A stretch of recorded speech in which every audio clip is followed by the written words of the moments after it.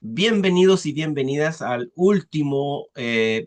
al penúltimo módulo del diplomado en lectura contextual de la Biblia.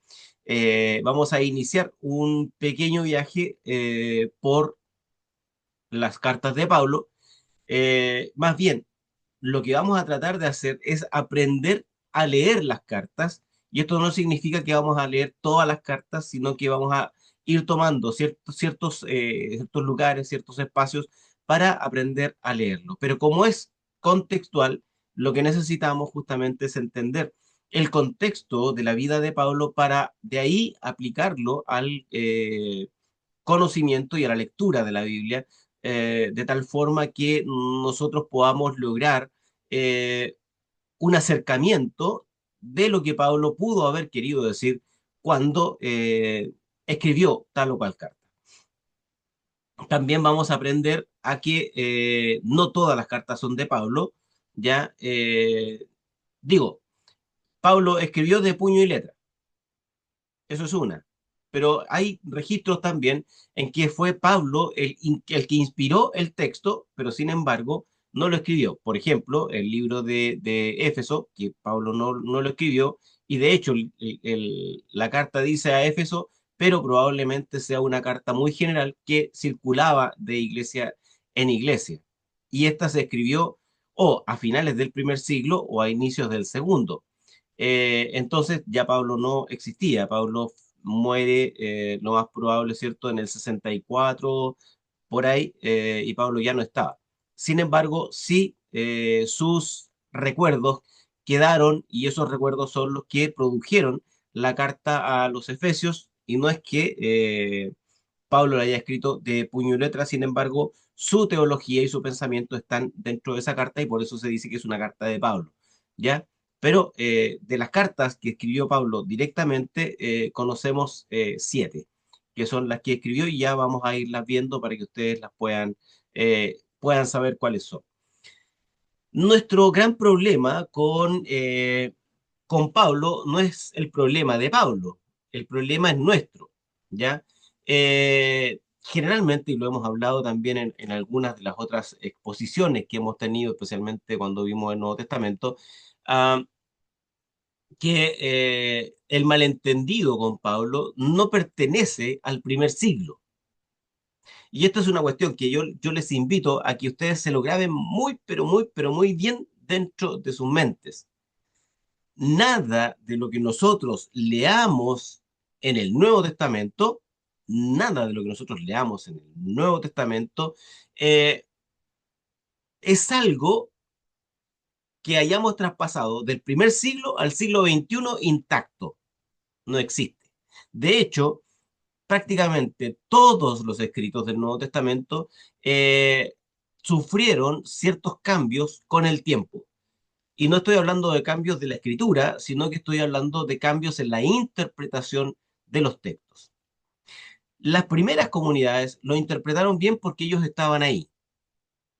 Nosotros, lo que hemos recibido nosotros respecto de la vida de Pablo, del pensamiento de Pablo y de las cartas de Pablo, corresponden a la repetición de instrucciones que se dieron en el tiempo. Y estas, la mayoría llegó a partir de Constantino en adelante. Se produce un fenómeno muy particular en las iglesias en donde a Pablo se le pone muy ortodoxo. Ortodoxo significa ah, la correcta enseñanza, o en ese sentido, ¿cierto?, la recta enseñanza. Y esa recta enseñanza para muchos fue algo así como un mandato divino. Pablo sí que enseñó, ¿cierto? A rajatabla todo lo que está ahí, y tiene esta enseñanza. No es así, ¿ok? Eso, ese cambio se produjo con el tiempo, pero esa interpretación no corresponde al siglo primero. Entonces, una de las cosas que tenemos que entender o saber o conocer son las características de el tiempo en el que Pablo vivió. Y obviamente entender, por supuesto, la vida de Pablo para poder explicar nosotros, ¿cierto? el significado de lo que Pablo quiso decir. Entonces, lamentablemente digo, no por Pablo, ni por las cartas, ni por las iglesias, lamentablemente para nosotros hoy día el mensaje de Pablo se ha tergiversado de tal forma que inclusive las cartas reemplazaron a los evangelios. ¿Ok? Si ustedes se dan cuenta y ustedes vayan a cualquier iglesia, de hecho, van a tener una tarea que es la graduación de ustedes, ¿ya? Así que para que lo vayan pensando, la graduación de ustedes va a ser ir a una iglesia distinta a la que ustedes están y van a escuchar el mensaje. Y ese mensaje ustedes lo van a escribir. ¿Ok? Ustedes pueden ir en grupo, pueden ir, no sé, Margarita, ¿cierto? Con David pueden ir a una iglesia o ahí ustedes ven cómo lo hacen, ¿ya? Tienen que ir y escuchar el mensaje. Sea una iglesia católica, sea una iglesia ortodoxa, sea una iglesia evangélica, sea una iglesia pentecostal, sea la iglesia que ustedes quieran, pero que sea cristiana. Tienen que escuchar el mensaje. Van a escuchar el mensaje y tienen que ver qué texto se usó, cuáles fueron las relaciones. Después yo se los voy a dar por escrito, pero Jolen ya está tomando apunte. Entonces, ¿qué texto se produjo? ¿Qué Sí, relaciones pastor. se encuentran en ese texto? ¿Ok? Y cómo es que el que está hablando, ¿cierto? Va a dar a conocer el contexto del pasaje en donde está. Y ustedes se van a dar cuenta de que en muchos casos la mayoría va a usar las cartas para hablar algún tema doctrinal o, en su defecto, va a usar un profeta del Antiguo Testamento para justamente hablar de un tema que es rígido, que es demasiado dogmático. Y ahí ustedes se van a dar cuenta el uso o mal uso que hacemos de la Biblia. ¿Ya? Probablemente a lo mejor hasta les toque una iglesia que el pastor sea bastante contextual y el ejercicio no resulte, pero en la mayoría de los casos sí resulta porque generalmente el pastor o el que está dando el mensaje se va un poco por la rama. Fíjense, un predicador que respete el texto bíblico, si va a hablar de el sermón del monte, se va a concentrar en el sermón del monte y va a hablar del sermón del monte. La mayoría de nuestros hermanos que dan mensaje van a hablar del sermón del monte, pero después se van a ir a los profetas, después se van a ir a los salmos, después se van a ir a las cartas, ¿se entiende? O sea, van a hacer todo un recorrido por diferentes lugares, pero no se van a concentrar completamente en el texto. Entonces, ¿por qué es este ejercicio? Y este ejercicio radica en el tema de cómo es que nosotros hemos dogmatizado el texto bíblico. Dogmatizado, es decir, le hemos puesto un peso tan grande que terminó siendo muy complicado hacerlo realidad. El dogmatismo, en muchos casos, se transformó en lo que los judíos en el primer siglo tenían, que es el apego irrestricto a la ley.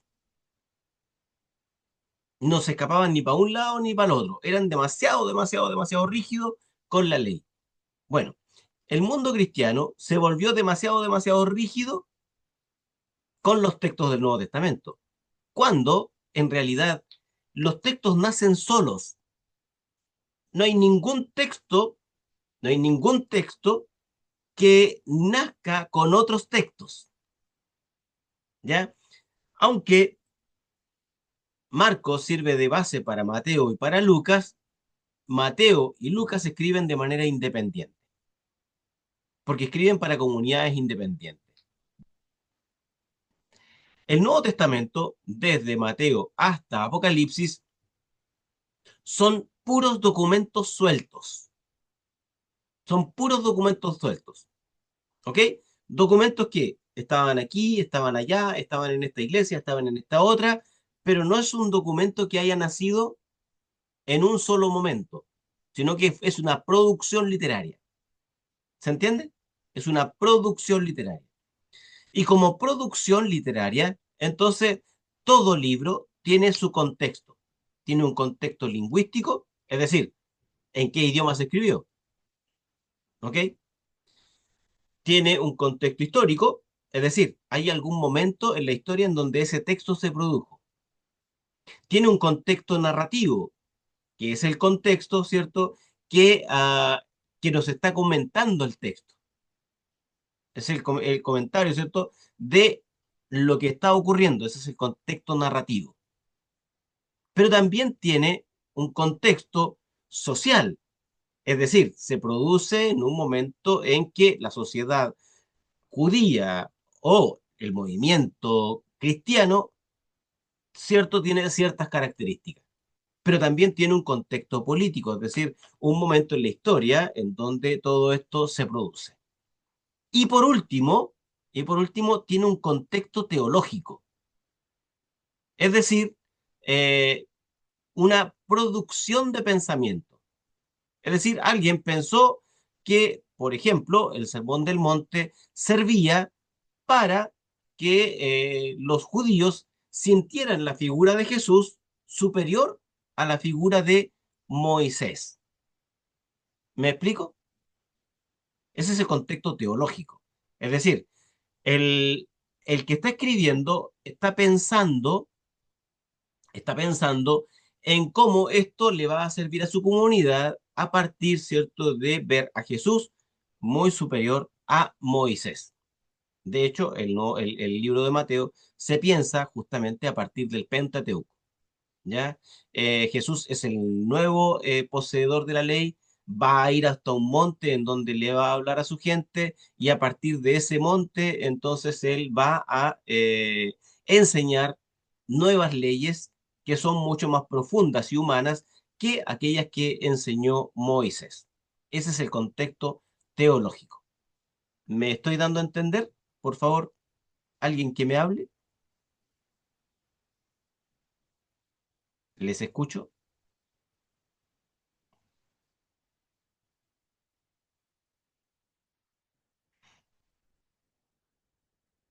hablen, por favor. Sí, pastor, se comprende que hay varias aristas en las que se tiene que evaluar las cartas. Mm, No solo las cartas. Esto vale para todo, para toda la Biblia, ¿ya? Pero vamos a hablar de las cartas y obviamente también en este caso, ¿cierto? Muchas de las cosas, aquí inclusive vamos a tener agregados en las cartas. Uno de los agregados y uno de los componentes que tienen las cartas, que es diferente a otros libros, es ah, la, la base griega que va a producir las cartas. Es decir, Pablo se va a apoyar en el griego y en la filosofía griega para hacer su producción literaria. ¿Por qué? Porque le está escribiendo al mundo gentil. Y ese mundo gentil no conoce mucho de Antiguo Testamento, pero sí conoce mucho, por ejemplo, de filosofía griega. ¿Me explico? Entonces, obviamente, su producción va a ser un poco distinta a la producción de algunos otros escritores. Aunque, por ejemplo, el libro de Hebreos, en el capítulo 11, va a hablar un poquitito como para explicar esto desde la filosofía. Dice, por la fe entendemos de que lo que se ha creado se fue creado de lo que no se ve. ¿Sí? Es pues la fe, la certeza de lo que se espera, la convicción de lo que no se ve. Por la fe entendemos de que todo lo creado, ¿cierto?, fue hecho de lo que no se veía. Y esto porque eh, justamente para el mundo griego, todo lo que vemos es corruptible y lo que no se ve, eso es santo, ¿ya? Todo lo material es corrupto, es decir, en algún momento va a morir. Sin embargo, lo que tenemos nosotros por dentro no muere, que es el alma. El alma es eterna, ¿ya? Para el mundo griego es así. Y Pablo lo va a expresar dentro del lenguaje filosófico griego también el mismo pensamiento, que el alma, va a volver a Dios y va a estar con Dios y es el alma la que sale del cuerpo y obviamente, ¿cierto? Este cuerpo va a terminar en el lugar de los muertos, que es en el sepulcro o lo que nosotros conocemos como el Sheol, ¿ya? O el Hades. El Sheol en hebreo y el Hades en griego. Entonces, para poder, primero, nosotros necesitamos sacudirnos de todo aquello que de alguna forma rodea la vida de Pablo, pero que lo hizo dogmático. Es decir, que lo hizo una persona que lo único que hizo fue formular nuevas leyes para hacerle pesado al pueblo la vida nuevamente.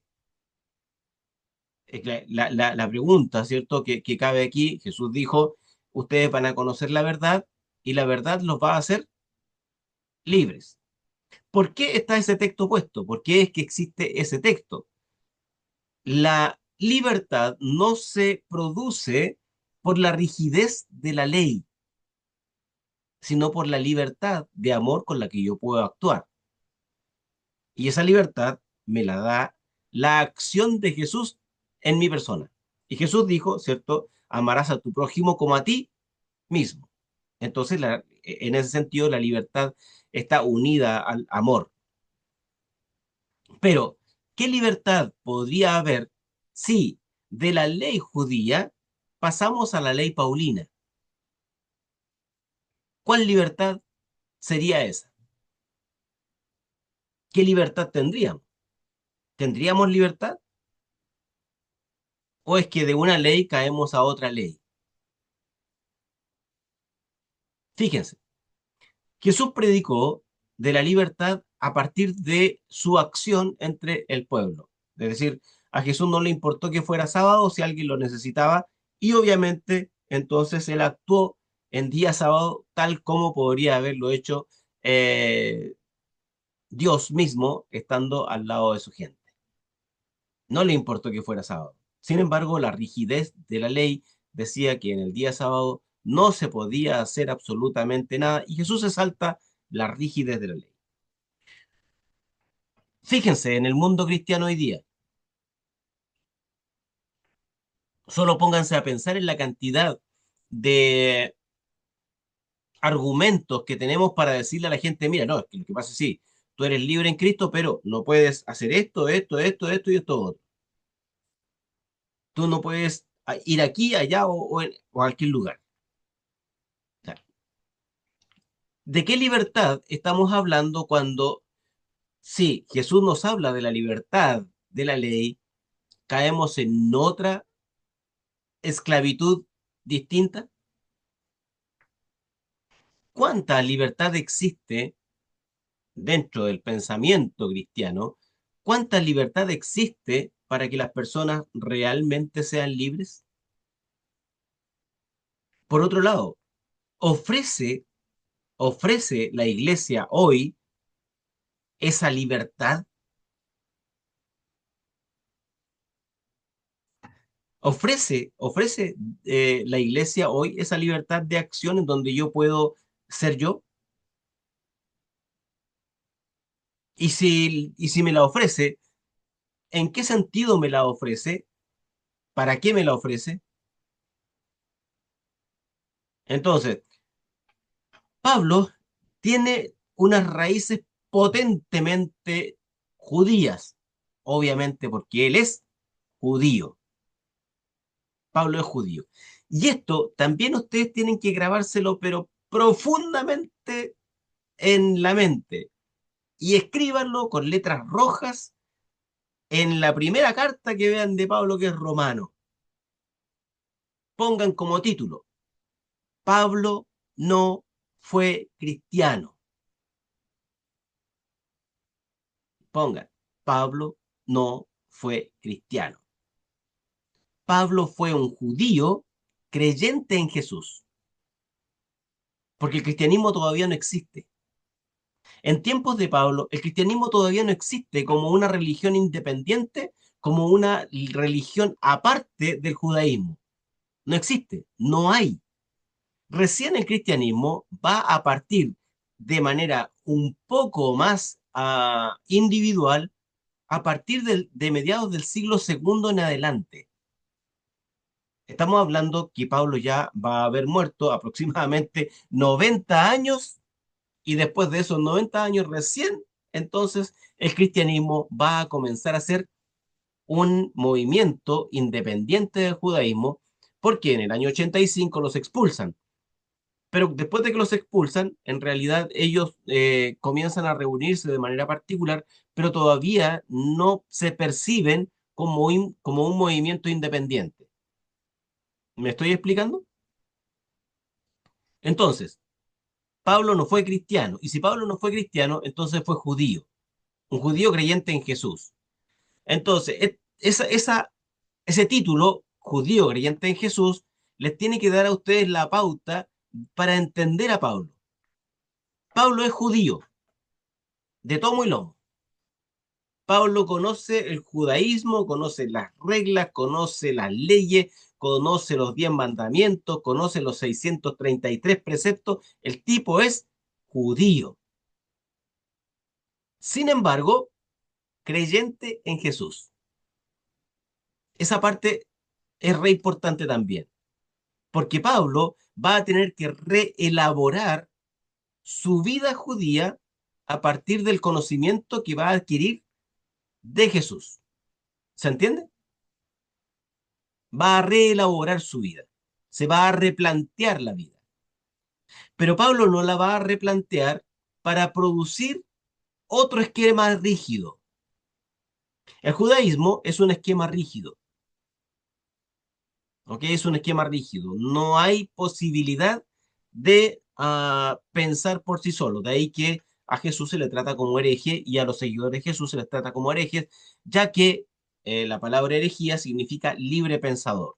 Es decir, alguien que tiene la libertad de evaluar las cosas de mutuo propio sin tener que tener la intervención de un tercero o de un segundo para que yo elabore mi pensamiento. ¿Ya? Háganse un examen introspectivo ustedes, háganse un examen introspectivo, o sea, piensen hacia adentro. Ah, ¿Cuáles son los elementos rígidos que mi comunidad tiene? ¿Cuáles son los elementos rígidos que mi comunidad tiene? Ahora, cuando yo pienso en estos parámetros rígidos que mi iglesia tiene, que mi comunidad tiene, tengo que pensar en qué respaldo escritural, es decir, en qué respalda desde la Biblia esa rigidez. ¿Me explico? O sea, cómo es que eh, ser rígido, uno puede ser rígido y no tener idea de nada. Sin embargo, los judíos eran rígidos porque tenían una ley que los hacía ser rígidos, una ley cuadrada, así, cuadrada. Esto es la ley y aquí si alguien se sale de aquí, ya el tipo, ¿cierto?, está perdido. El cristianismo, con el tiempo, después de Constantino especialmente, se transformó también en un movimiento rígido, que no permite y no da la posibilidad de salirse del esquema. Sin embargo, cuando Pablo ya interviene en el mundo de los seguidores de Jesús, la producción de Pablo justamente está dada en el tono de la libertad en la que la gente debía de moverse. Pero esa libertad hoy día en las iglesias no la conocemos, porque a Pablo se le utiliza siempre para decir que esto no se hace. No, lo que pasa es que Pablo dice que esto no se hace. Por ejemplo, el tema de la cena del Señor, ustedes ya lo tienen muy claro, pero solamente lo pongo de ejemplo porque es bien básico. Todo el mundo dice, ¿cierto?, que no, que la cena no se debe de tomar de manera impura.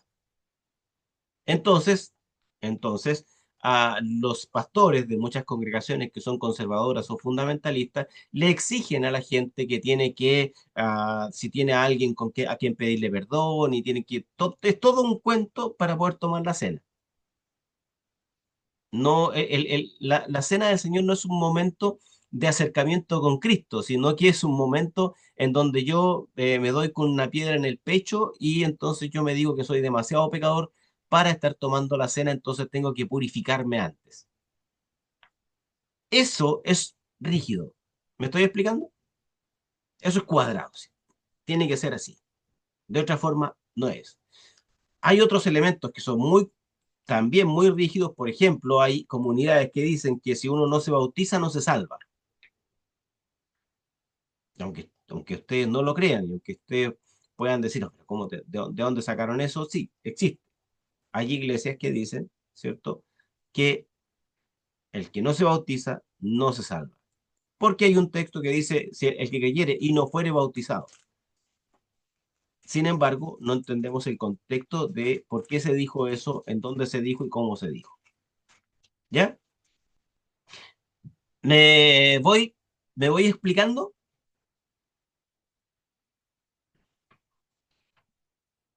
¿Alguna pregunta? Por favor, háganme algún comentario hasta aquí. Necesito escucharles, por lo menos. Leito, Emilio, Jolen, Ingrid, Tamaris, Jackie. Alguien que me diga algo.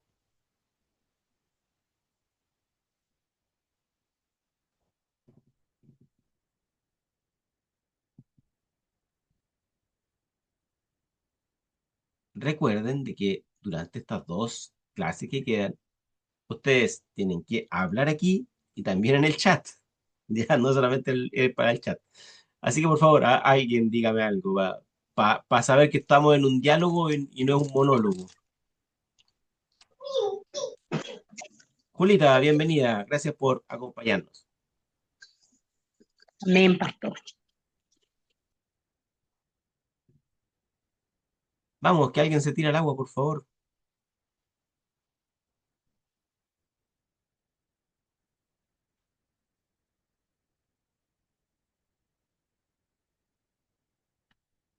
Hay un silencio sepulcral. No sé si no se entendió nada de lo que yo dije o se entendió tanto que quieren que siga, pero por favor, necesito que alguien me haga algún comentario. Sí se entendió, pastor. En mi caso, igual creo que verlo, o sea, siempre se asume, bueno, como Pablo, eh, como cristiano, pues verlo como cristiano, pero realmente sí, él era judío. Eh, Sabemos que ellos tienen muchas reglas y al final creo que también como cristianos evangélicos, ahora igual uno puede decir, tantas reglas o criticar otras religiones con que hacen esto y aquello, pero también nosotros caemos en en estas reglas o en estas maneras de actuar rígidas y de hecho que creo que también es una de las características que se tienen como evangélicos, que ahora estaba viendo un video decían las mujeres no se ponen pantalones o no se pueden maquillar y son cosas que que podemos decir en el 2025 todavía se está dando, todavía se le dan muchas cosas a eso y se siguen tomando las palabras de Pablo, digamos, o esa parte como base. Entonces creo que también son muchas cosas que tenemos que ir aprendiendo, adaptando para poder también guiar a otros cuando podamos, ¿verdad? Muchas gracias, Ingrid. Yo la verdad es que yo no entiendo de dónde saca esa gente el tema de los pantalones. Y más encima en el siglo primero ni siquiera existían los pantalones. Es que los hombres no deben de usar ropas de mujer. Pues en ese tiempo todos se vestían iguales, o sea, ¿qué los hacía diferente? El velo en la cabeza, pero el resto era prácticamente todo. Sí, sí. Por eso Pablo dice, ¿cierto?, que me he ceñido a la cintura, porque se tenían que levantar las faldas para poder correr, porque si no se caían. Yo no sé de verdad dónde sacan, pero sí, las han sacado y justamente las sacan de Pablo y sacan de contexto lo que Pablo dijo. Por ejemplo, no, que las mujeres no pueden ser pastores o no pueden ser líderes o lideresas. ¿Y de dónde lo sacaron? ¿Cómo es que descontextualizan ciertas cosas? No, lo que pasa es que los puros hombres pueden ser pastor, pero díganme quién, así, literalmente. Lo que nosotros tenemos hoy día, por ejemplo, en el tema del pastorado, es que es una, un título, en cierto sentido, ¿cierto? Que tenemos los que dirigimos alguna iglesia, ¿sí? El pastor. Díganme, díganme, ¿quién entre Jesús y los apóstoles era pastor? Incluyendo a Jesús. Ninguno. Nadie tenía el título de pastor porque no existía ese título se dio con el tiempo, ni siquiera existía el título de apóstol.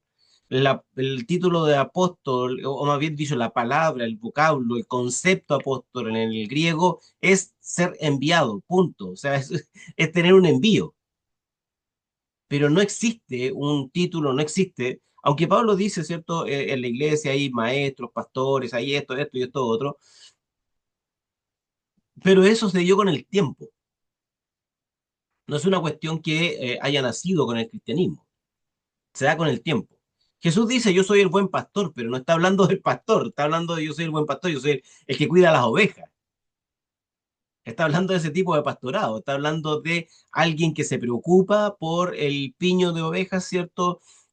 Y que los cuida, que las guarda y que vuelve por la que está quebrada. ¿Se entiende? O sea, no está hablando de yo soy el buen pastor, pues yo tengo una iglesia y me pongo corbata y todos los domingos hago el culto.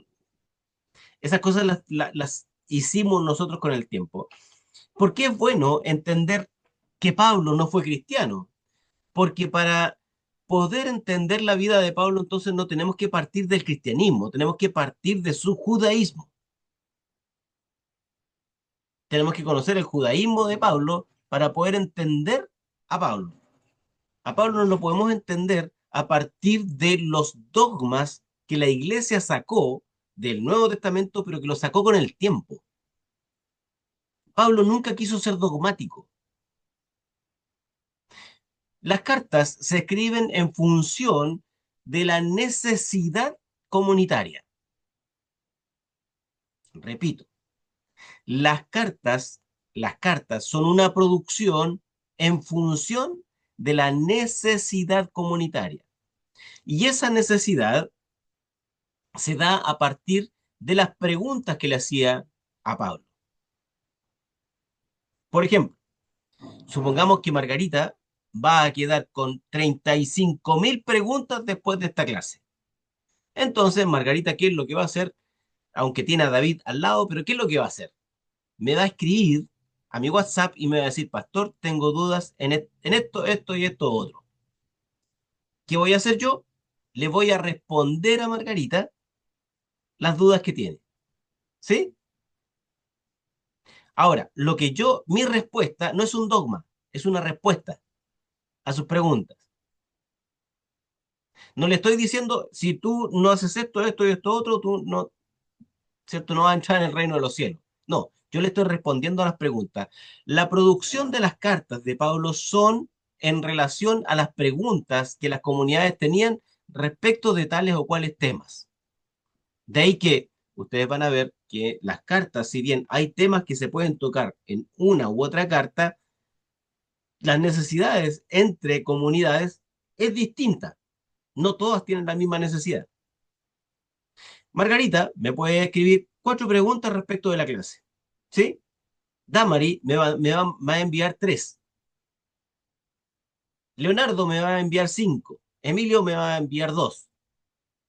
Ahora, puede que una de esas preguntas en todos ellos se repita, pero la mayoría de las preguntas van a ser individuales. Solo me pasa a mí.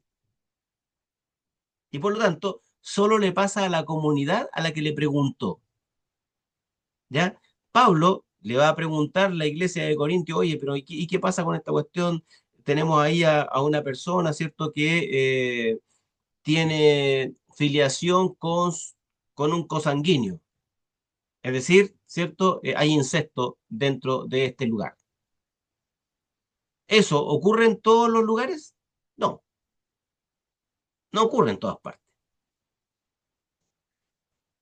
Pablo le va a decir, yo no quiero, a los tesalonicenses, yo no quiero que ustedes se hagan preguntas respecto de los que han muerto o de los que están durmiendo, dice literalmente. Entonces les va a responder a ellos. Pero ¿hay alguna otra comunidad que se pregunte eso? No, no la hay. ¿Me estoy explicando? Entonces,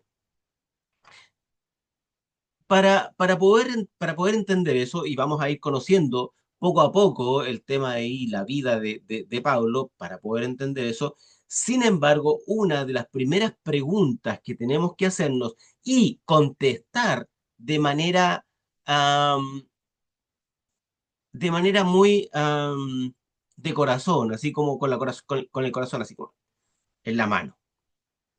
¿De quiénes somos seguidores nosotros? ¿De Jesús o de Pablo? De hecho, esa pregunta se la van a hacer en Corintios. Y Pablo va a responder y va a decir, mira, aquí hay unos que dicen que son seguidores de Pedro, hay otros que son seguidores de Apolo, otros que son seguidores míos, otros que son seguidores de Jesús, los más espirituales. Se- Entonces, sí, ustedes hacen esa pregunta, pero en realidad ustedes no tienen que seguirnos a nosotros, tienen que seguir a Jesús. Pero con la mano en el corazón, y esto en términos generales respecto del cristianismo, ¿cómo ven ustedes a la iglesia? ¿Más seguidora de Pablo o más seguidora de Jesús? De hecho, en muchos casos, en nuestras comunidades, somos más seguidores de Pablo que seguidores de Jesús. Y la Iglesia Católica, Apostólica y Romana, después de Constantino, se hizo más paulina en sus bases que seguidoras de Jesús. Es decir, tomando los evangelios y a partir de los evangelios, entonces, producir comunidades. Y en nuestro caso, en la iglesia evangélica, a partir del siglo XIX en adelante, se hace mucho más paulina que seguidora de Jesús. Siempre que necesitamos abordar un tema teológico, lo abordamos desde Pablo y no desde los evangelios. Y cuando lo abordamos desde los evangelios, entonces hacemos que también los evangelios se vuelvan rígidos. Emilio. Pastor, yo creo que no somos ni paulinos ni jesucitas, voy a decirlo así. A veces somos más aristotélicos, más esotéricos, porque ni tan siquiera tenemos la curiosidad, no digo la tarea, sino la curiosidad de lo que escribió Pablo. Entonces, y muchas veces nos dejamos llevar por lo que yo escuché, de cómo alguien interpretó un texto bíblico y de ahí me baso a mis creencias. Muchas veces no, bueno, yo hablo por mí, muchas veces baso mi teología de lo que yo escuché, no necesariamente de lo que yo leí, no necesariamente de lo que yo estudié, sino que yo escuché que alguien dijo por una doctrina X que las mujeres anden mantelina, ¿verdad? Porque la mujer no tiene que raparse, porque esa es señal de algo, y yo no entiendo muy bien eso, pero lo sigo, ¿cómo se llama?, compartiendo a todo mundo y me peleo, porque usualmente nosotros no evangelizamos a inconversos, usualmente nosotros evangelizamos a cristianos.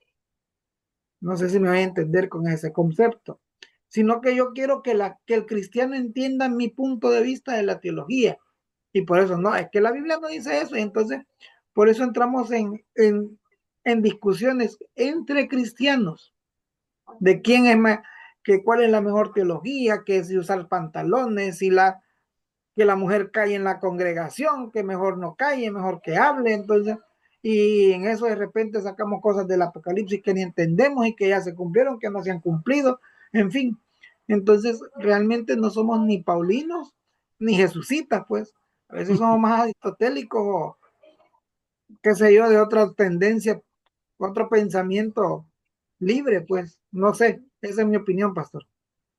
Gracias, Emilio. Y bueno, en cierto sentido, y obviamente Emilio tiene razón, de hecho, mi tesis personal es que la iglesia hoy día es más gnóstica que cristiana. Se tiene un cristianismo gnóstico, es decir, un cristianismo que simplemente vela por el alma, vela por un cielo que no está aquí y todo lo demás es malo. Todo el resto de las cosas es mala.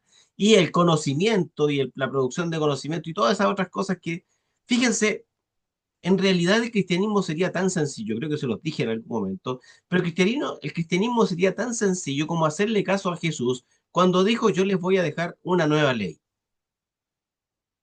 La primera ley es amarás al Señor tu Dios con todo tu corazón, con toda tu alma y con todas tus fuerzas. Pero este otro mandamiento es igual de potente que el segundo, y amarás a tu prójimo como a ti mismo. Punto. ¿Necesita alguna interpretación eso? Ninguna. ¿Necesita que la contextualicemos? No. Simplemente necesitamos amar al otro aunque sea distinto. Nada más. Y nos cuesta una enormidad amar al que es distinto. Es más, o sea, podemos estar en la misma comunidad, voy a usar la comunidad de ustedes porque obviamente estoy con ustedes. Podemos estar en la misma comunidad de Zacatecoluca, pero ¿no se les hace más fácil amar a ciertos hermanos que a otros hermanos? No, no seamos hipócritas, no sé, porque todo nos pasa, todos somos iguales. Hay algunos hermanos más amables, es decir, que se les puede amar más fácilmente que a otros. Hay otros que nos cuesta mucho amarlo. Señor, dame paciencia, ¿cómo déjame amarlo con un hacha.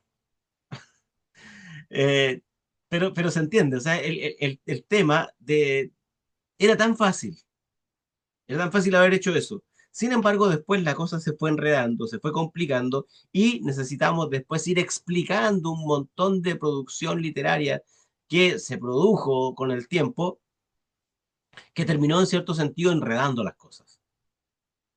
Jesús no quería que las cosas fueran enredadas, Jesús quería que las cosas sean fáciles. De hecho, Pablo también quería que las cosas sean fáciles y que no se enreden.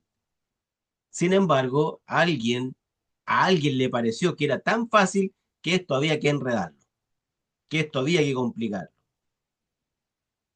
En nuestras comunidades, y vuelvo a repetir, estamos hablando de la comunidad de Zacatecoluca, porque es la comunidad en la que ustedes están, en ciertas comunidades, mi prójimo no es todo el mundo, son aquellos con quienes yo tengo cierta afinidad. El resto no es mi prójimo. Es más, si puedo evitarlo, lo evito. ¿Cómo actuamos? ¿Cómo lo hacemos?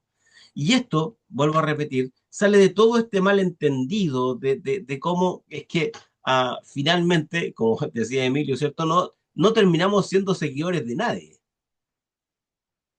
menos seguidores de Jesús. Jesucitas, dicen por ahí. O sea, no terminamos siendo seguidores completamente de Jesús porque en alguna parte y en alguna cosa somos dogmáticos. Sin embargo, Jesús dejó la libertad a la gente para que puedan pensar. Y Pablo se apodera de esa libertad y enfrenta a los apóstoles que eran judíos, y aunque hayan creído en Jesús y mostraban a Jesús como el Mesías, seguían manteniendo la rigidez de la ley. Y esa rigidez de la ley, por ejemplo, le exigía a quienes se acercaban a Jesús también a circuncidarse. Entonces Pablo dice, ¿pero por qué? O sea, si salimos de la ley, esta ley rígida, ¿por qué entonces, si Jesús nos da la libertad, por qué tenemos que seguir en este otro camino con la misma rigidez? Y entonces Pablo dice, no, que aquí hay una cuestión que no me calza. Y va donde los demás apóstoles y le dice, oye, ¿sabes qué? Esto creo que no está bien, porque esta gente viene de otro lado y no podemos estarle exigiendo lo mismo. Entonces le dicen, sí, puede que tengas razón, entonces tú sigue tu camino y nosotros seguimos con el nuestro. Entonces se arman dos cristianismos, uno de seguidores judíos de Jesús y otros de seguidores gentiles. Les voy a dar un ejemplo que puede sonar muy burdo y puede sonar hasta ¿qué está diciendo este tipo? Les pregunto, ¿los testigos de Jehová son cristianos?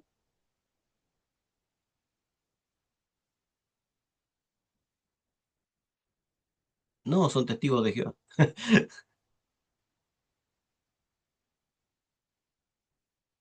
Ve, solo es para explicar lo que estoy tratando de decir. Nosotros, voy a decirlo con mi nombre y apellido, yo, Marcos Corona, determino quién es cristiano y quién no es cristiano.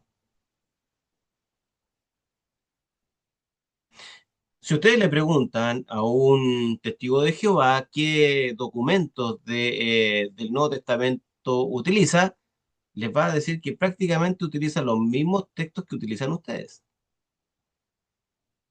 Van a tener ciertas discrepancias con el tema de Jesús, pero sin embargo, la iglesia en un principio siempre las tuvo. Todos tuvieron discrepancias respecto de la vida de Jesús. Unos decían una cosa, otros decían otra y otros decían otra muy distinta. De ahí que a finales del siglo primero no existía un cristianismo, existían muchos cristianismos, muchos. Y todos se apoyaban, ¿cierto?, en ciertas creencias para decir que yo creo en Jesús, pero a partir de esto es lo que a mí me hace ser seguidor de Jesús. Nosotros, los cristianos evangélicos sobre todo, nos hemos dado a ser el dedo acusador de Dios y nosotros decimos quiénes son y quiénes no son. ¿Cómo lo diría Jesús en este caso? ¿Y qué utilizaría Jesús como ejemplo en este caso? Diría, una vez me encontré a Leo tirado ahí, en la calle, en alguna parte, y vino un sacerdote de la Iglesia Católica, lo miró, lo, lo pesó, y, ¿le ayudo o no le ayudo? No le ayudo, y se fue. Después vino un pastor bautista, se gana ahí al lado, lo mira, y dice, o sea, no, tampoco. Y después viene un pastor pentecostal y se gana al lado también de Leo. Y yo sé que en cierto sentido lo que le estoy diciendo a Leo, a él le pasó. No de la misma forma, pero sé que le pasó. Y lo mira y le dice, no, es que de tipo, no, me voy. Y después viene un testigo de Jehová, queda mirando al Leo, se acerca donde el Leo, le dice y le pregunta qué te pasa, qué te puedo ayudar, cómo lo hago. Y entonces emprende una campaña para ayudar al Leo.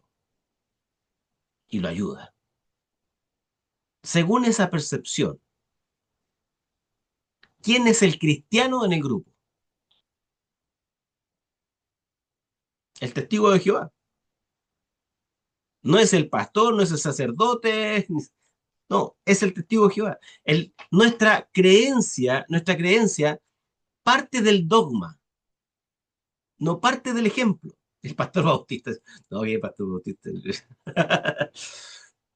Nuestra creencia parte del dogma, no parte de la libertad que Cristo nos ofrece, ni parte de la libertad que Pablo le hace entender a aquellos que se están acercando al cristianismo o a las enseñanzas de Jesús para decirle, ustedes también tienen cabida dentro de este mundo cristiano, de este mundo de seguidores de Jesús, ustedes también tienen un espacio.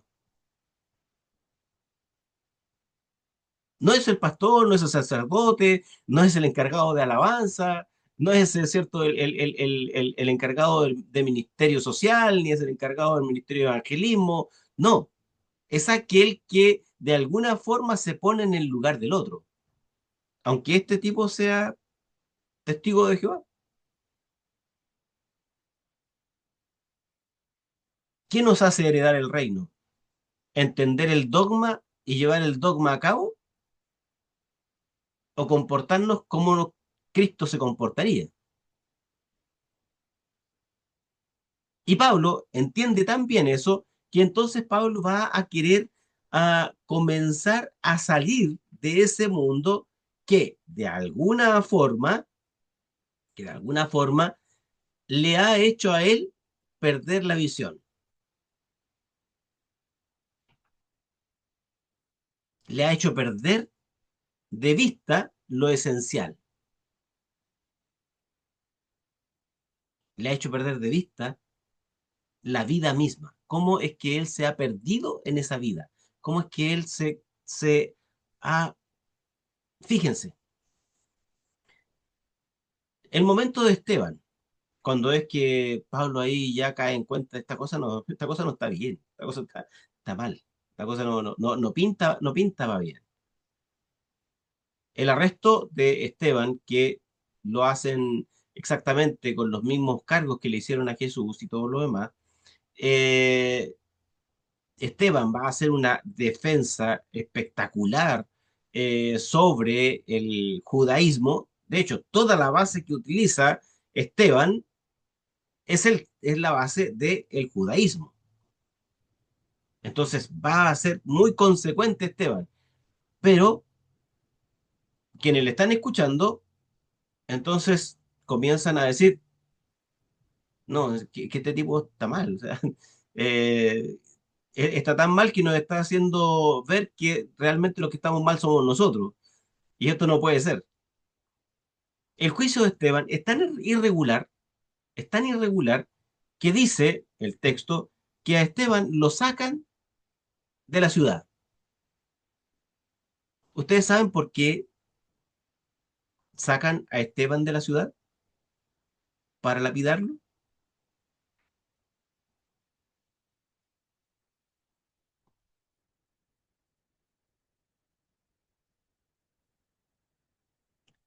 Porque es una ejecución clandestina, es una ejecución extrajudicial. Los judíos no tenían permiso de ejecutar a nadie, porque quienes tenían las reglas o el sartén por el mango, como decimos nosotros, ¿cierto? Eran los romanos. Nadie podía estar por sobre la ley romana, nadie. Los judíos no podían, ellos decir, nosotros queremos ejecutar a este tipo por tal cosa. No, ellos, sus leyes valían siempre y cuando no tuvieran que aplicar ciertas penas a los grupos o a las personas. Quienes aplicaban, por ejemplo, la pena de muerte, solo era el mundo romano. Sin embargo, la muerte de Esteban es una muerte clandestina, extrajudicial. Pablo no toma en cuenta solo el hecho de que les enrostra Esteban todo su judaísmo malentendido a los que le estaban apresando, sino que también toma en cuenta de que esto está mal. O sea, cómo vamos a estar matando a un tipo por nuestra cuenta? Esto no está bien. Y lo sacan de la ciudad y fuera de la ciudad lo terminan lapidando, teniendo como testigos a esos sacerdotes y a esos clérigos que de alguna forma acusaron indebidamente a Esteban. ¿Sabían eso? Ahora lo sabe, mi querida Ingrid. Es una muerte clandestina, es una muerte extrajudicial. Es una ejecución, es una ejecución sin juicio legal. Y eso a Pablo le hace tanto, es tan fuerte la imagen que Pablo ve, que él dice, no, es que estamos mal, esto no puede ser así, esto no puede ser de esta manera. No podemos estar matando a las personas por pensar distinto que nosotros, o por a lo mejor hasta mostrarnos un camino alternativo al que nosotros hemos estado viviendo a partir de nuestra propia creencia inclusive. Entonces Pablo va a tener que revalorar toda su vida.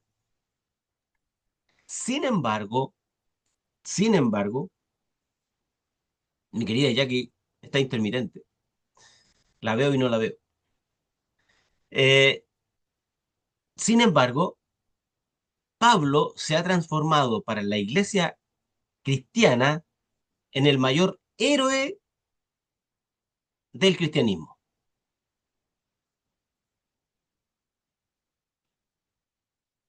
O sea, no hay nadie comparable al apóstol Pablo.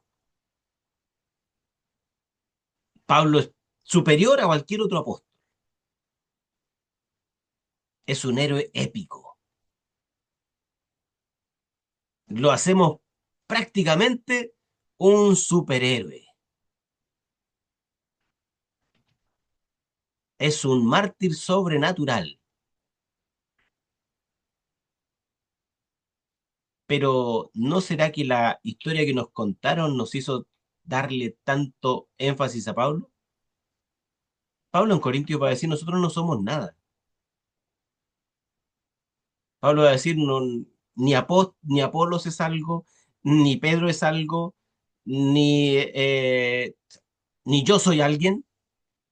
No, Pablo mismo, él mismo, va a decir, no, yo aquí simplemente soy otro siervo de Cristo. El problema está en nosotros y es tan así que nosotros raramente predicamos de Juan, de las cartas de Juan, raramente predicamos de la carta de Judas, de hecho Judas tenía un solo capítulo, nadie predica mucho de primera de Pedro, de segunda de Pedro, de la carta de Santiago, porque todo radica en Pablo. Es el gran personaje del Nuevo Testamento. ¿Habrá querido Pablo que sea así? ¿Habrá querido Pablo que su figura trascienda en el tiempo y se transforme en eso? Como mueve la cabecita Leonardo, no. Pablo no tiene la intención de que sea así. De que tiene influencias, tiene influencia. Sin embargo, Pablo es otro más dentro de una gama enorme de personas que sirvieron para que el cristianismo fuera llevado adelante. Entonces, para resumir todo lo que hemos hablado hasta ahora, tenemos que tomar en cuenta a Pablo dentro del contexto en el que Pablo está. Primero, Pablo no es cristiano. Pablo es un judío creyente en Jesús. Y entonces el orden es ese. Pablo es judío, primero. Y como judío, Pablo tiene una cantidad enorme de leyes encima de su cabeza y en su espalda. Son 633 preceptos que tiene la ley judía. Y todo eso, Pablo lo tiene en la espalda. Y todo el conocimiento respecto del judaísmo. Porque Pablo primero es judío, pero luego es creyente en Jesús. ¿Qué significa ser creyente en Jesús? En el sentido de Pablo, es reelaborar su conocimiento. Todo lo que él sabe respecto del judaísmo lo va a tomar y entonces va a decir esto, y es lo que nosotros deberíamos hacer todo el tiempo. Todo esto que yo conozco respecto del judaísmo lo voy a pasar por el filtro de la vida de Jesús. Repito, todo lo que yo conozco del judaísmo, todo lo que yo sé del judaísmo, lo voy a pasar por el filtro de la vida de Jesús.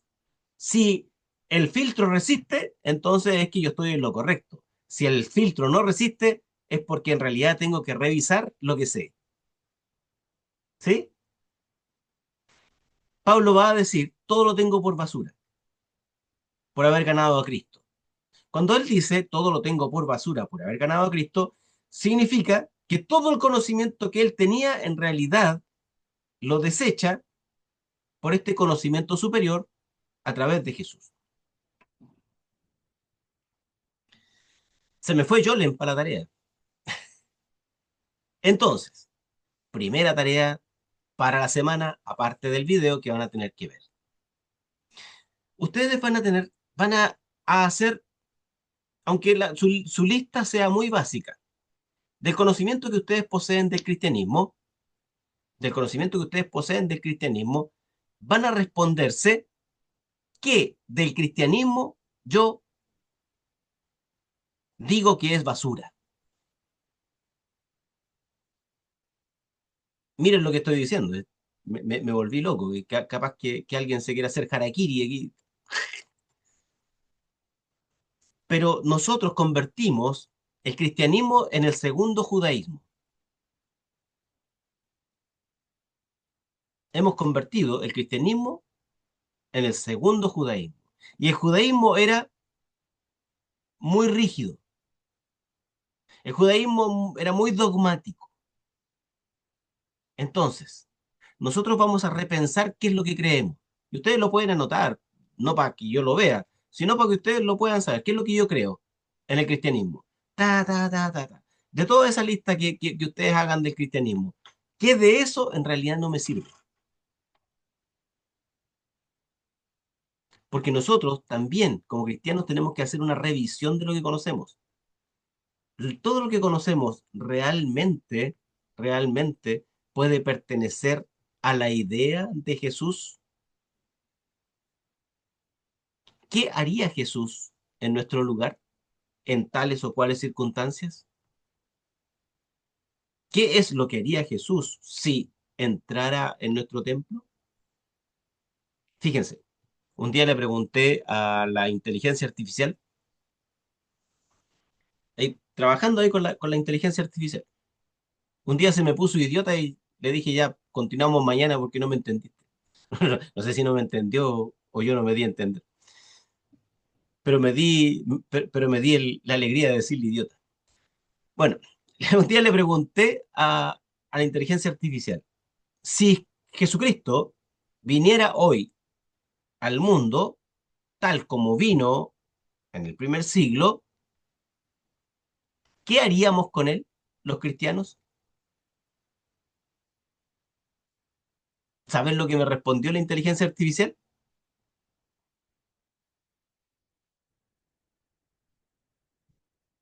Me dijo que haríamos exactamente lo mismo. O sea, yo le dije, de hecho, el cuento es más largo, no se lo voy a hacer más largo, pero le di los parámetros de la muerte de Jesús, le di los parámetros respecto de el juicio, la ley romana y todo lo demás, le di todos los elementos de juicio. Y después le hice la pregunta.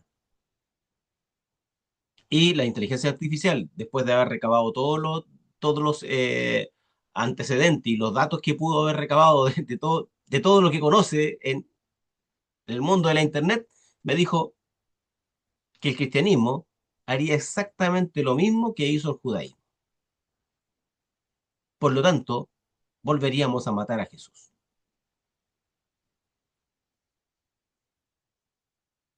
Y tal como Kevin pone su carita ahí de, ¿será verdad? Hagan ustedes el ejercicio. Claro que tienen que poner los antecedentes de todo lo demás a la inteligencia artificial, porque si bien es inteligente, es demasiado cuadrada. Entonces uno tiene que ponerle los parámetros. Pero sí, uno queda sorprendido. Y de hecho, me da las razones sociopolíticas y religiosas que hacen que el cristianismo hoy sea tan dogmático como el judaísmo del siglo primero. Entonces, Pablo, cuando se hace esa pregunta y dice, ¿cuál es el sistema de creencias que tengo? El judaísmo. ¿Cuáles son los parámetros del judaísmo? ¿Cuáles son las cosas que lo hacen rígido? Ahora, esto lo voy a comparar con la vida de Jesús. Entonces digo, la verdad es que esto no me sirve. Entonces ustedes van a hacer lo mismo. Ingrid va a ayudarle a Jordan después a recordar la tarea. Tienen que hacer lo mismo. Van a tomar todo su conocimiento del cristianismo, sea muy grande o sea muy pequeño, sea, lo que ustedes conozcan, lo que ustedes sepan. Entonces, lo que van a hacer ustedes es decir, he examinado mi vida cristiana, he examinado lo que creo, y esto no me sirve, porque tenemos que hacerlo. Tenemos que nosotros tener la fuerza, tenemos que tener la fuerza para replantearnos como cristianos en el siglo primero, digo en el siglo XXI, tal como lo hizo Pablo, tal como lo hizo Pedro. Todo el mundo dice, no, pero es que Pedro escogió morir boca abajo para no imitar a Cristo. No, que los romanos lo pusieron boca abajo y hasta que se reviente la cabeza con la sangre nomás y se acabó. Ya, que sufra lo que tenga que sufrir. En cambio, Pablo fue decapitado porque él era ciudadano romano y no tenía que sufrir. Él tenía que morir rápidamente. Pero los dos terminan muertos. Y los dos terminan muertos por sus creencias. Los dos terminan muertos porque creen de que Jesús enseña un camino mucho más alternativo para una sociedad alternativa. Y el cristianismo hoy día, y si ustedes se hacen la pregunta, ¿el cristianismo hoy día es una alternativa viable para las personas?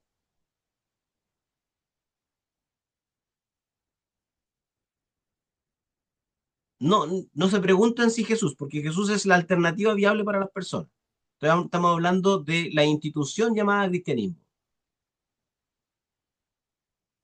¿Es el cristianismo viable para que la gente sea feliz? ¿Para que la gente sea libre?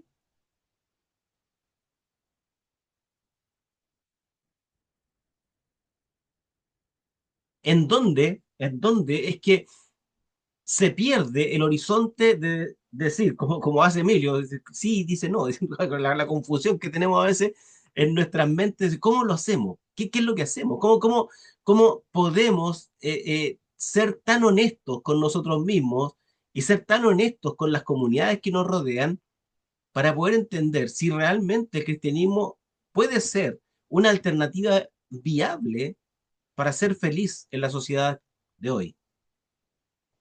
Emilio. Ay, de nuevo yo. Yo opino, pastor, que el problema no es la teoría, el problema somos los practicantes. Probablemente el evangelio sea la mejor alternativa que pueda tener un ser humano para ser feliz. Puede disminuir un poco para ser feliz. El problema es que nosotros como cristianos no somos la mejor práctica, porque nosotros sectorizamos, nosotros dividimos, nosotros despedazamos, o sea, nosotros en vez de ser inclusivos nos volvemos exclusivos. O sea, ponemos algunos prerequisitos para poder accesar a nuestro grupo, no a nuestra comunidad, a nuestro grupo. Porque lastimosamente eh, muchas veces alguien que llega X a la iglesia X, eh, muchas veces no se siente acogido, no se siente querido. No, no podemos decir que somos los cristianos del siglo I, que la gente llegaba y decía, vean cómo se aman. No, o sea, la gente sale espantada porque dice, mejor no soy nada. Porque se dio cuenta del chambre, se dio cuenta del desorden, o sea, independientemente del estilo de vida de las comunidades, pero ese es un patrón común en las iglesias, no voy a especificar, pero es un patrón común en las iglesias de que, o sea, tenemos vidas, vamos a decirlo así, tenemos vidas privadas, no privadas, ocultas dentro de la iglesia. Somos una cosa afuera y adentro somos otra. Entonces la gente que va llegando a la iglesia se desencanta y lastimosamente no dice, miren estos hermanos, no dice la iglesia, dice los cristianos, generalizan. Entonces no dicen, mire, yo tuve una mala experiencia con el hermano tal o el hermano que dice que es el cristiano. No, dicen, todos los cristianos son pícaros. Esa es la frase que se utiliza. Porque yo entiendo que no todos los cristianos son malos, hay peores. Digo, no, no todos somos malos, pues, o sea, hay muchos cristianos buenos y así como hay católicos, hay evangélicos que son buenos practicantes y que dan ganas de ser como ellos. Aún como cristiano, yo quisiera ser como fulano porque es un buen cristiano y no por lo que dice, sino por lo que vive y lo que hace. Entonces, pero lastimosamente yo no soy ese cristiano. Yo no soy el cristiano que inspira a que la gente venga, no soy el cristiano que inspira a que la gente confíe, porque algo que tenemos es que no confiamos y somos seres individualizados. Este, en la iglesia sí funciona el divide y vencerás, cuando no debería ser así, pues, o sea, no tendríamos que ser tan maquiavélicos. Entonces, en fin, o sea, yo creo que sí, la iglesia es una alternativa, el evangelio es una alternativa para tener un mejor estilo de vida, ser más felices. Pero lastimosamente el practicante del evangelio debería también mejorar esa imagen, pienso yo, pastor. Muchas gracias, Emilio. Y sí, creo que la palabra correcta sería el evangelio, ser la alternativa. El evangelio debería ser la alternativa para la gente. Y en términos generales, yo hablo simplemente del cristianismo, tal como hoy día de alguna forma se presenta, especialmente en América Latina, en donde el cristianismo ha terminado tan politizado que ha servido mayoritariamente para reivindicar ciertos liderazgos políticos, por ejemplo. Y el mundo cristiano se ha vendido a la política y a una mala política. Ni siquiera son buenas noticias para la gente, son buenas noticias para algunos, ¿no? A ese cristianismo me refiero, es el cristianismo que terminará siendo una alternativa y la pregunta no es de Jesús, no es por Jesús, no, porque mira, estamos hablando de Jesús, no estamos hablando de Jesús, estamos hablando del cristianismo como tal como de alguna forma se ha presentado. Y la alternativa que ofrece, ¿qué es la alternativa? ¿Cuál es la alternativa que el cristianismo ofrece? Es una alternativa dogmática? ¿Es una alternativa inclusiva? ¿Es una alternativa que me ayuda a mí a poder vivir la vida mejor, mucho más libre, mucho más feliz, siendo quien quiero ser, obviamente respetando el ser de los demás? Pero soy libre completamente para poder hacerlo. Y la iglesia deja alternativamente a las personas ser felices dentro del grado en que ellos creen y entienden la felicidad. ¿Cómo la entendemos? ¿Cómo la vivimos? Pablo, Filipenses capítulo 3 del verso 1 en adelante.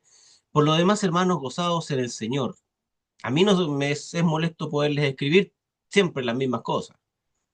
Guárdense de los perros, guárdense de los malos obreros, guárdense de los que mutilan el cuerpo, hablando de los que pedían la circuncisión. Pero fíjense cómo les dice al principio, guárdense de los perros. Y Pablo no lo está diciendo a los externos a la iglesia. Pablo lo está diciendo a los que pertenecen a la iglesia. ¿Se entiende lo que quiero decir o no? Pablo está consciente y totalmente consciente de que hay gente adentro que en realidad lo único que está buscando es el mal del otro.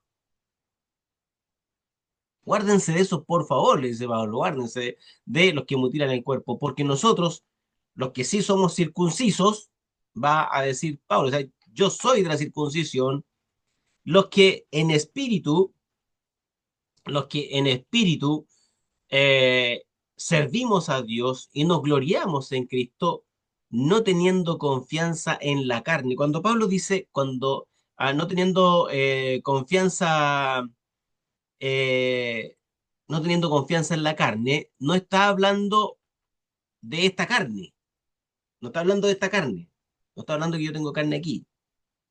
Cuando Pablo está diciendo carne, está diciendo ley, ¿ok?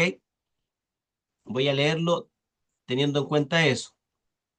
Aunque, porque nosotros somos de la circuncisión, y está hablando de la ley, los que en espíritu servimos a Dios y nos gloriamos en Cristo Jesús, no tenemos confianza en esa ley.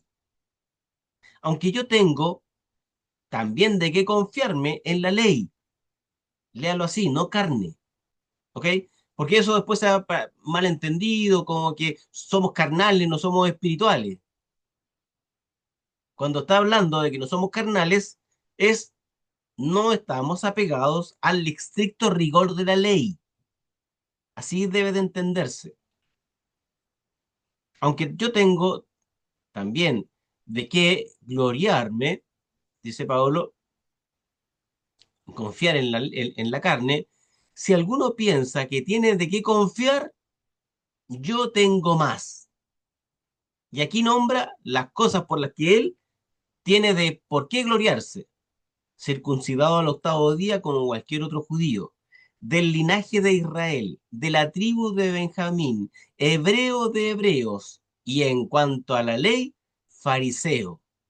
En cuanto a celo, perseguidor de la iglesia. En cuanto a justicia, que es la ley, irreprensible.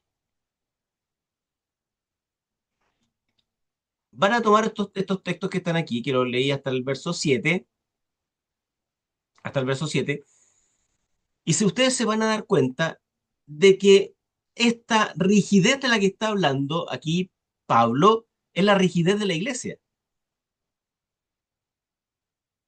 La iglesia ha tomado las mismas condiciones del judaísmo y se ha hecho y se ha vuelto rígida, se ha vuelto dogmática. La iglesia se ha vuelto dogmática. Entonces la iglesia sí dice, yo me puedo gloriar porque nosotros somos espirituales, nosotros seguimos a Cristo y todo lo demás. O sea, ¿se entiende? Para que ustedes hagan el paralelismo con el cristianismo. El cristianismo se ha vuelto rígido. Tenemos que de qué gloriarnos. Yo soy salvo porque creo en Cristo y Cristo me ha, a través de su resurrección, me ha salvado y todo lo demás que nosotros podamos decir. De la tribu de Benjamín, hebreo de hebreos, y en cuanto a la ley, en cuanto a mi creencia, irreprensible. ¿Cuántos cristianos no dicen eso? ¿Cuántas veces no lo han escuchado ustedes del púlpito? De que nosotros sí, los cristianos somos moralmente correctos. Nosotros tenemos un comportamiento ético a toda prueba. Pero cuando ya decimos eso, ya dejamos de ser éticos. Ser ético no es andar vociferándole a todo el mundo que somos éticos o que somos moralmente correctos, sino que tenemos que comportarnos como tales, como decía Emilio. Ya, Pablo nos da aquí toda su base, toda la base de creencia que él lo ha sostenido por mucho tiempo. Y entonces, después de eso, de toda esa base de creencia que él tiene y que ha traído y arrastrado por tanto tiempo y que el tipo se entiende irreprensible, y dice en el verso 7 pero cuantas cosas eran para mi ganancia, todas las que están nombradas arriba, las he estimado como pérdida por amor de Cristo. Jesús, que también fue judío, que probablemente también fue fariseo o cercano al fariseísmo. Jesús, que era también conocedor de la ley al revés y al derecho. Pablo dice, me enfrento conmigo mismo, con mis creencias, con mi base de creencias, y me enfrento a la vida de Cristo, y entonces me doy cuenta de que en realidad eso no me ha servido de nada.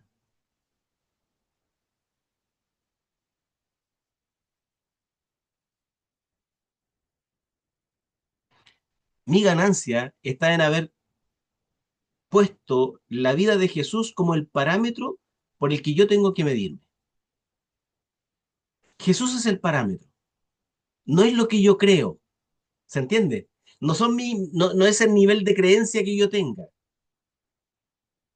Puede que yo no sepa ni leer ni escribir, no tenga ni siquiera buena ortografía, ni siquiera sepa, ¿cierto?, para dónde está el norte o el sur. Sin embargo, entiendo la vida de Cristo de tal forma que yo puedo amar al que es distinto a mí y puedo aceptar al que es distinto a mí y puedo abrazar al que es mi enemigo. Entonces, todo lo que yo creía, todo lo que yo sabía, no importa, da lo mismo. Lo que sí importa es entenderme en este paralelo de la vida de Jesús y decir, no, la verdad es que a pesar de que esté en este mundo cristiano, hay cosas que no me sirven. Hay cosas que no me sirven para ser buena persona. Hay cosas que no me sirven a mí para vivir una vida más feliz, más libre, más tranquila.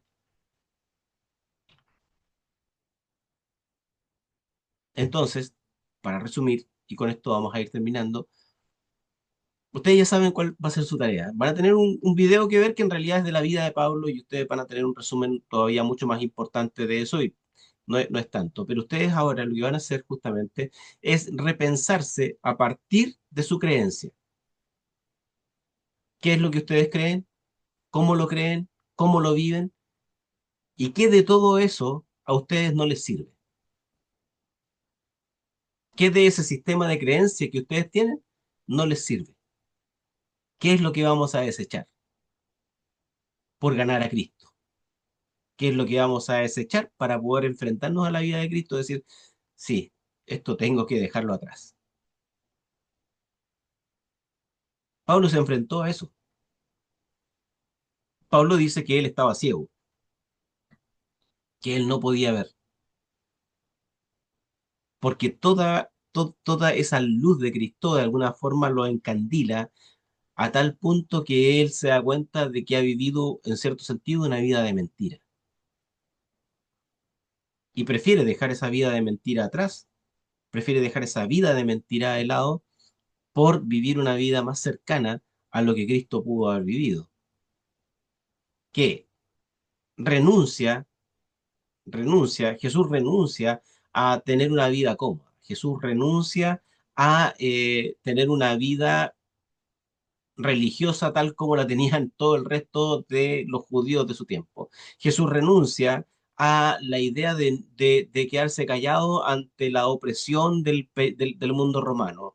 Jesús renuncia a el poder como manera y forma de poder alcanzar un grado de vida más cercano a lo que Dios pide. ¿A qué vamos a renunciar nosotros? ¿Qué es o cuál es nuestra renuncia? Y no me digan, no, voy a renunciar a ser quien soy. No renuncien a eso. Ustedes sigan siendo quienes son. Solo hay cosas que tenemos que cambiar, que tienen y están dadas y limitadas por nuestros sistemas de creencia.